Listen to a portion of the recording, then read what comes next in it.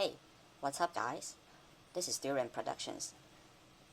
Today, we are going to look at a brand new Redmibook 14 second generation with an AMD Ryzen 7-4700U, 16GB of RAM, 512GB of solid-state drive, integrated graphics, and Windows 10 Home. It has a 14-inch display with 1080p resolution.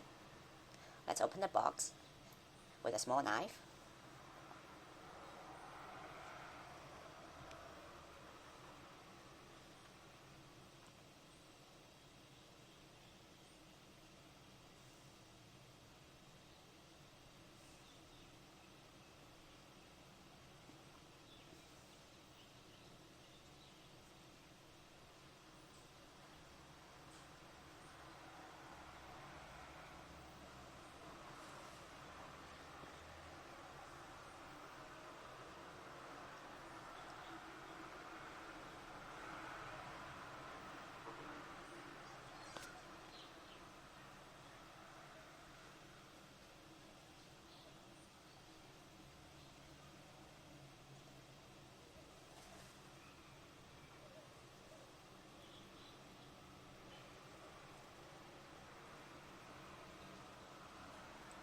Straight out of the box, it is a very tiny Type-C charging cable with a tiny charging head. So basically the 65 charging head is much smaller than the previous year's one. It is, well, really worth appraisal for Xiaomi's effort to reduce the size of their charger when everybody else are giving you a small laptop chassis but a very heavy charger, which is ridiculous. For the chassis itself, it feels exactly the same as the Intel model for this year 2020's. Wow, it feels slightly better than the previous year's first generation Redmibook 14. It feels slightly a bit more well engineered. Now this year it's just more solid, not as soft or as rough as the first generation Redmibook 14. Everything just looks from acceptable to an okay level. I would not like to say that it's fantastic, perfect, premium. There's nothing related to that, but it's definitely acceptable range. Still, there's something we do not really like. So you can see a lot of stickers at the back, which looks really like there's no Xiaomi logo, but it's a multi-brand laptop. Anyway, it's definitely a usable laptop. On the one side, there's one Type-C for charging, one HDMI for video output, one USB, and another Type-C port. So it's pretty decent on the one side. On the other side, it's quite pathetic. One USB and another 3.5mm headphone jack. Definitely, there is enough room for some additional ports, considering the weight of the laptop is 1.5 kilograms. If you try to open the lid with a single hand, you will find yourself easily pushing the laptop behind, or very difficult to open it. You cannot just open it with a single hand with confidence, although there is something like a stitch over there so you can push it with a single hand. After open the Redmibook, it's just a MacBook. Look like Redmibook. It's almost the same. The keyboard, the trackpad, the screen, it looks like a MacBook replica. Still, you won't find any premium feel of a MacBook, but it looks very similar. If you are using a smartphone screen to look at my review video, it looks very similar. Overall, the design is not bad, and I would like to say most people on such a budget would prefer this type of design because it's a very mature design and not really irritating. So talking about the keyboard and the trackpad, it's definitely usable, pretty basic.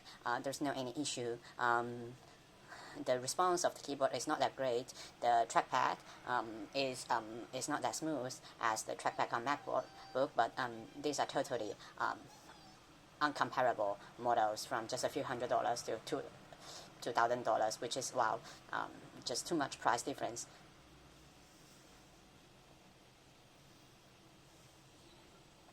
But there is something. So compared to the first generation, the improvement is pretty obvious.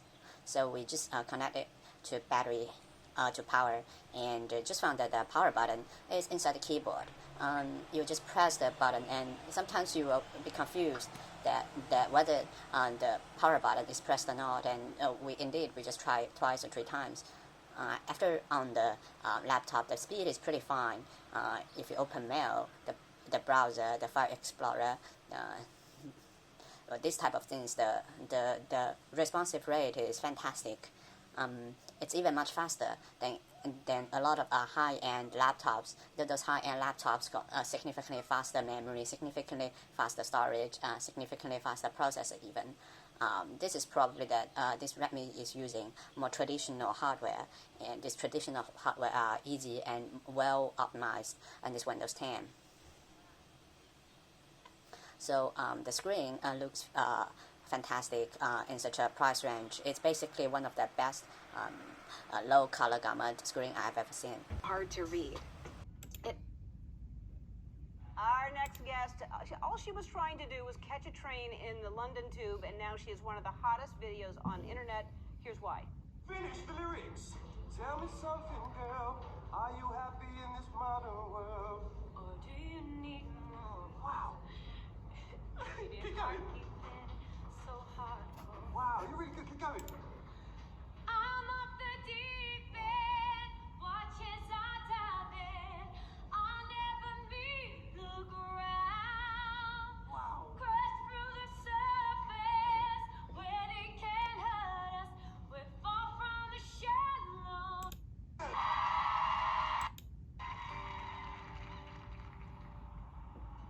Tell me something, boy.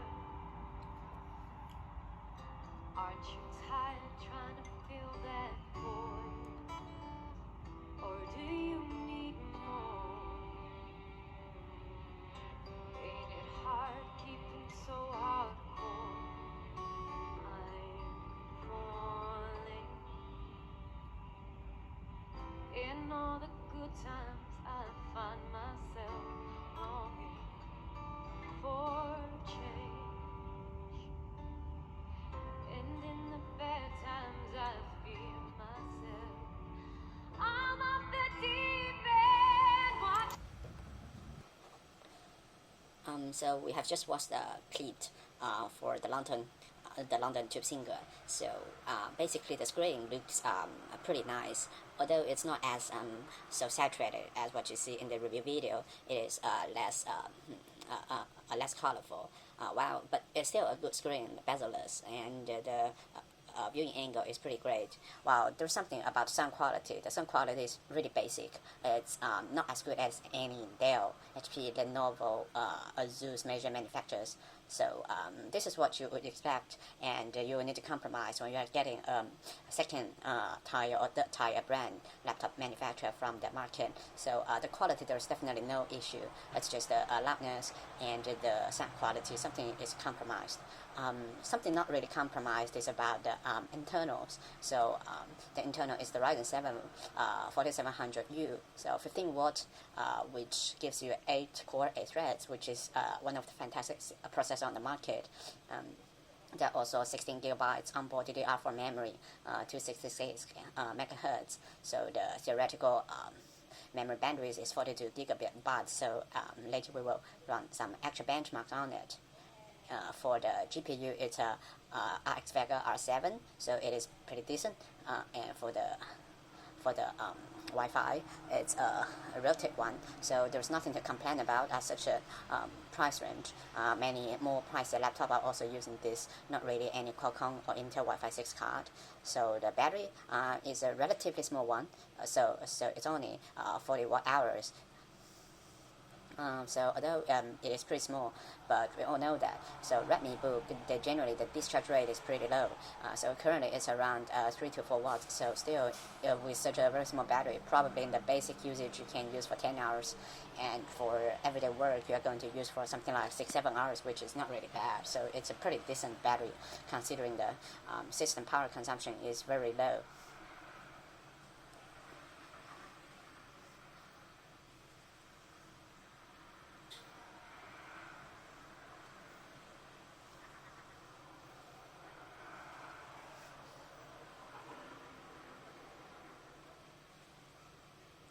So let's now move to some peripherals. The display is one from BOE China, one of the top manufacturers of any LCD panels nowadays. Interestingly, it's not a 45% NTSC screen, it's a 100% sRGB color gamma screen. So the contrast ratio is decent on the low side, but pretty good, 800. So this screen is a pretty high-end screen, and it's still a 300 nits and has a good contrast ratio. So it's very good that Redmi is using such a white color gamma screen in such a basic model, while most other manufacturers are using really budget screens or TN screen at this price range. So as for the solid state drive, so Xiaomi uses a Samsung solid state drive. It's not the NVMe drive, it's a SATA 3 drive. So we just do a search and found that it's a PMA81. So it's still in M2 to A80 format, but it's not an NVMe solid state drive. Nevertheless, it's fast enough for everyday work and gaming on such a system without any discrete graphics. Some benchmarks are listed on the screen. It's easy to see that. So as for the processor speed, for Cinebench R15, it managed to get about 990 CB for the multi-core and 176 CB for single core, which is relatively good. So the 170 CB single core power will give you very smooth everyday usage speed. For the OpenGL, it's around 50 frames per second. It's relatively decent. So if you're using this for some 3D rendering and video rendering, then you should expect some type of decent speed if the software is optimized somehow.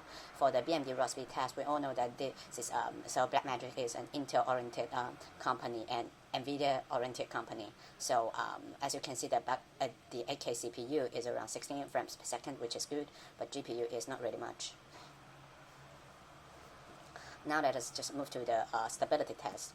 So currently now the temperature is 43 Celsius degree. Now the room temperature is around 22, 23. Now let's just on the stability test. At first they stabilize at 2.5 gigahertz with a 17 watt power envelope, and a bit later it goes up to 22, and then about 3 gigahertz. And then it drops again to 18 watts and still 3.0 gigahertz, which is quite interesting. Probably I didn't see or catch anything. So considering it's just 3 gigahertz and 17 or 18 watts, so most probably it's going to stay at this frequency forever. After 10 minutes of stability test, which is pretty good for such light laptop. So which is interesting that the power envelope dropped to 12 watts, just 12 watts, which is relatively low, something similar to a tablet. The A core can run at 2.66 gigahertz, so it's not really a pretty good performance comparing to any other Ryzen 4000 models. Definitely most of them can run at 300 gigahertz plus, with something like at least 15 watts, 16 watts, or mostly 20 watts power envelope. But it's not really that bad, considering even the 11th Intel can only give you 2.something gigahertz at just 4 cores. Let's just add the GPU in the stress test as well. So if you just open the GPU stress test on, you can see that the GPU is able to run at something like 1.1 to 1.2 gigahertz out of the full 1.5 gigahertz. This is pretty strange that the power envelope is still limited at 12 watts. This laptop may find some difficulty if you want to use this for gaming, because the 12 watts is not even good enough for just GPU alone to output the full performance. So the performance output is not well tuned or a bit pathetic on this laptop. Nevertheless, let us add CPU into the game as well. So currently the system is pretty stacking, and what you can see is that the CPU dropped to 1.7 to 1.8 gigahertz, and the GPU is basically 400 to 500 megahertz, which is pretty low. It almost gives you something back to 2019 when the Ryzen 300 series are there. It's definitely not unusable performance, but definitely we're expecting something better for the very power efficient Ryzen 4000. Well, we would still like to say that if you have a tablet housing such a processor, then it will be fantastic, because 12 watt is pretty decent for a tablet. So there is still something that Redmibook can work on, because the laptop is still very silent and we cannot still hear too much sound. So we would like to see that Redmi is opening something like 20 watts and make the temperature slightly higher, and the performance can be a bit more stable and stronger at such a situation.